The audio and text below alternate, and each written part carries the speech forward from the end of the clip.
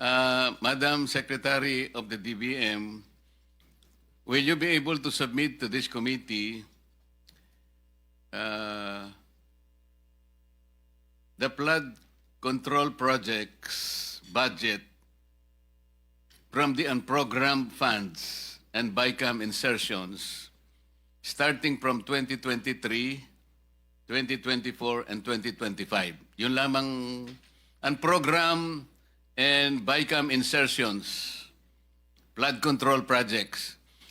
Kasi po, kaya gusto naming emphasize ito, mas malaki po yung kinikita ng politiko dito sa unprogrammed and insertions.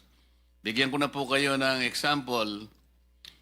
Yung politiko, sabi po sa report, initial report, pagka ganito yung tipo ng project, 30% siya.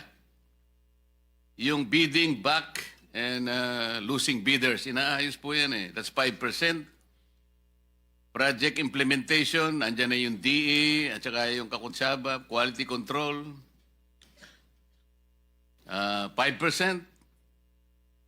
And then, DE and others, 5%. Quality control, 2%. Meron pang COA, 1%. Madam COA, this is an open secret. Regional directors and USEC through the DE, 4%. Contractors tax, 7%. Contractors profit, 15%. Tsaka yung royalty. Ito po yung panghiram-hiram ng mga lisensya.